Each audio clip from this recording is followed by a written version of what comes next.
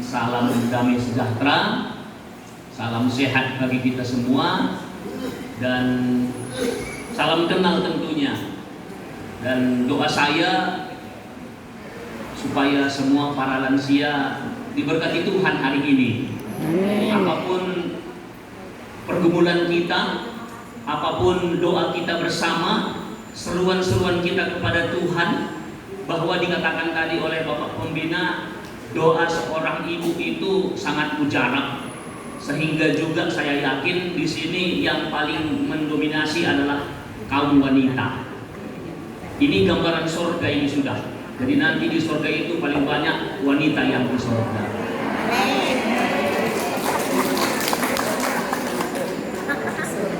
Tapi Bapak Pendeta dengan Bapak tadi kan pasti juga masuk surga Bapak Ibu.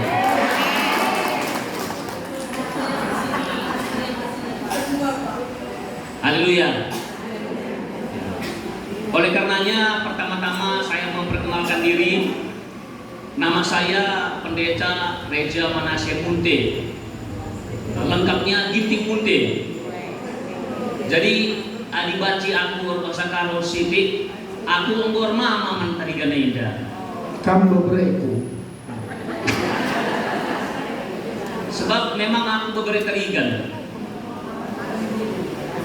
Jadi Nora Pekuba Basendah Mela Budalu perkenalkan. Itu sekarang orang berdiri ke depan menghadap jemaat. Memang kami selalu begitu. Biar nanti ketemu di mana aja, ibu jatuh ditolong sama dia. Iya. Sana tuh. Ya, beri tepuk tangan dulu untuk ibu pendeta ya. Ya udah salam kan mungkin ya. Puji Tuhan, shalom buat kita semua. Tuhan Yesus baik bagi kita semua. Haleluya. Saya sesungguhnya adalah orang Chinese, Bapak Chinese, Mama Batak Toba Borul Tobi. Jadi saya karena suami Pak Pendeta Marga Ginting, ini saya guru tarigan Girsang, maka saya dibuat menjadi guru tarigan. Nama saya Melindawati. Haleluya. Ni hao ma.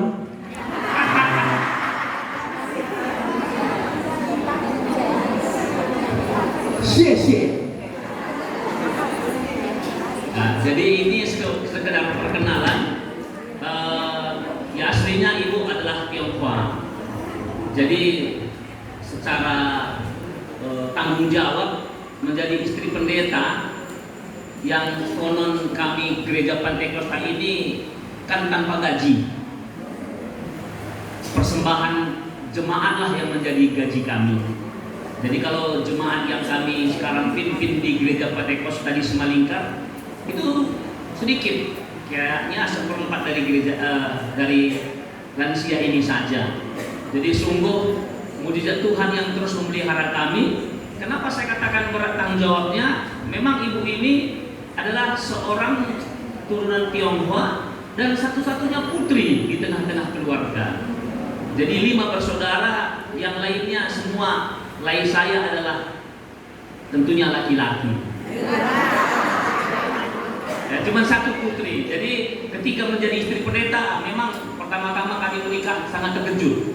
Anak saya tidak pernah kenal susu. Nah, jadi bapak tadi kan mamaku si terhormat, labu perban anak lu saja guru tarigan. Iya, memang aku asli beberapa tarigan Silangit. Jadi memang aku harus termama. Nah, jadi betul-betul sendak aku serahin sebagai anak guru. Kamsia, xie. Bujur, puji Tuhan.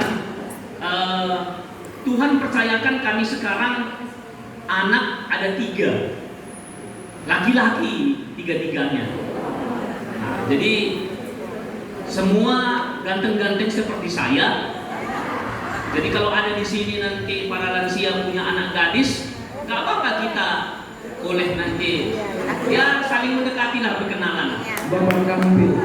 Haleluya. Jadi anak yang paling besar itu sudah masa kuliah, tapi karena pada waktu ujian di USU dia belum dikehendaki Tuhan masuk kuliah, maka sekarang dia masih fresh dulu, nanti dia mungkin ya belajar lagi lah. Kemudian yang kedua itu namanya, yang pertama kali namanya Arif, yang kedua namanya Arya, dan yang ketiga namanya Arun. Ya mungkin karena mama lebih kotakan adina gelar dari R. Ini bagaimana? Iya. Aku PR Sri kita Reja Manase Munte. Mama P dari R, Bapak Jenderal pimpinan kita dari R. Dah mungkin Udah pensiun aku. udah pensiun ya. Jenderal Jadi melayani terus. amin. Kenapa anak saya buat namanya A? Karena memang nanti pada waktu Rasul Petrus menjaga pintu masuk surga, mau tidak mau harus kita sadari nama yang terpanggil pertama huruf abjad A. Anies Baswedan. Jadi kalau nama saya Reja itu sudah mulai dahduk, dipanggil gak ini masuk surga? Karena R di belakang. Di belakang. Apalagi namanya S atau Z itu paling belakang namanya. Wahyu. Oh, karena itu Bapak Ibu, saya yakin dan percaya ya, selain daripada abjad A anak saya nanti dipanggil pertama masuk surga, saya berdoa semua kita pasti masuk surga. Hari ini dengan segala kerendahan hati, tentunya saya sebagai hamba Tuhan pendeta dibanding dengan para lansia kuranglah berpengalaman untuk menyampaikan nasihat atau firman Tuhan. Tapi izinkan saya yang muda ini, walaupun sudah rambut putih, saya belum termasuk lansia, umur saya baru 52 tahun. Tapi apa boleh buat, jemaat-jemaat di gereja kami selalu memanggil saya Bapak, sehingga saya cepat ubanan. Oleh karena itu saya mohon juga, kalau ada nanti kurang lebih firman Tuhan saya sampaikan, mari kita sama-sama belajar. Tadi saya juga dapatkan firman dari Bapak Pembina bahwa kita hidup di perjanjian baru, yaitu saling Mengampuni. Damai sejahtera. Haleluya. Dan termasuk kepada Bapak Barus, saya berterima kasih buat kepercayaan bisa diusulkan saya boleh mengisi pemberitaan firman Tuhan di komunitas lansia ini. Setahu saya Bapak Pendeta Munte tidak bagus-bagus sekali lah bawa firman Tuhan, tapi ya saya mau belajar lah sedikit untuk juga boleh disenangi oleh para lansia. Haleluya. Oleh karena itu tema yang diberikan kepada saya kira sangat menarik, yaitu tentang biji sesawi. Apa itu biji sesawi? Tentunya nanti anak saya akan memandu kita di dalam PowerPoint, dan semoga nanti firman Tuhan yang singkat ini boleh membantu para lansia untuk benar-benar bahwa hidup kita hanya karena kasih karunia Tuhan. Dan apa yang sudah dilakukan oleh Bapak Pembina kita ini sudah sama dengan hal biji sesawi, bahwa saudara-saudara doa kita bersama seperti doa Bapak Pendeta tadi, Bapak Pembina kita harus umur panjang, lebih panjang dari kita semua, supaya komunitas para lansia ini lanjut terus sampai Tuhan datang Maranatha.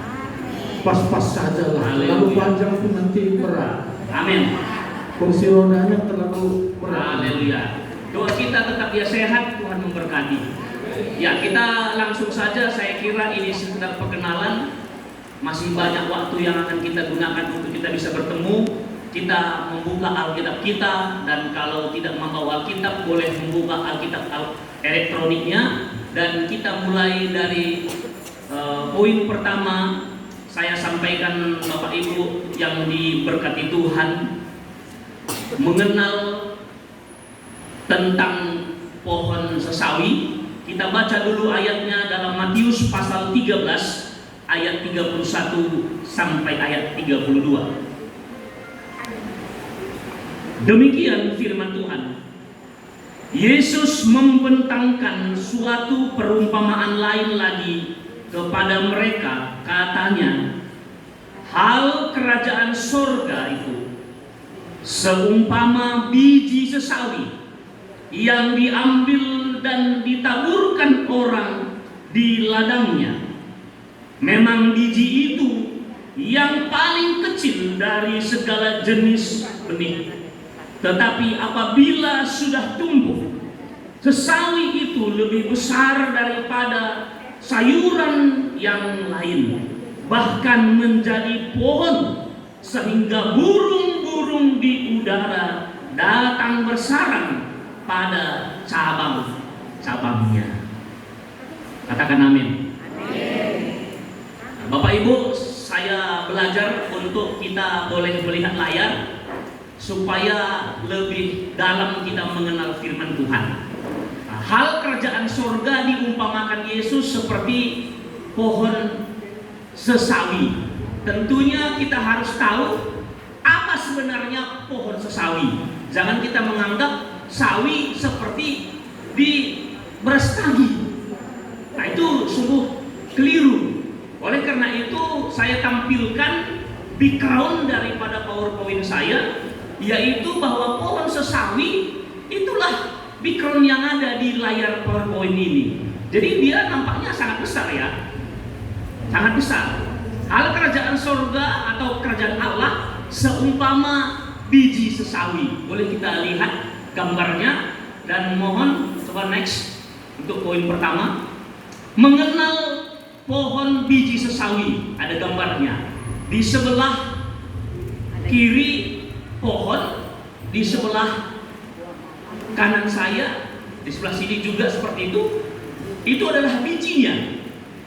Nah, jadi kalau bisa dibaca saudara-saudara, Bapak Ibu yang diberkati Tuhan, bahwa tinggi pohon ini bisa mencapai 2 sampai 3,5 meter.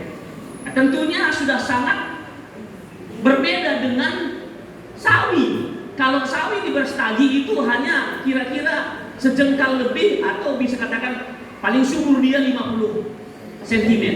Karena saya juga seorang petani. Kampung saya namanya Dokan, Kecamatan Merek. Jadi kalau saya pulang kampung, selalu saya singgah atau lalui kampung mama saya, pembina kita. Ya. Jadi saya seorang petani, jadi mengerti sedikit tentang sawi, tapi bukan sesawi. Bukan sesawi. Nah, ini pohonnya 2 sampai 3,5 meter. Jadi itu bisa mencapai langit-langit ini, bahkan lebih tinggi. Lebih tinggi dia. Yang kedua, pohon ini dia bercabang banyak. Bercabang banyak. Banyak sekali cabangnya. Itu bisa kita lihat di gambar. Nanti Bapak Ibu juga kalau penasaran, buka di Google. Bagaimana sebenarnya pohon sesawi?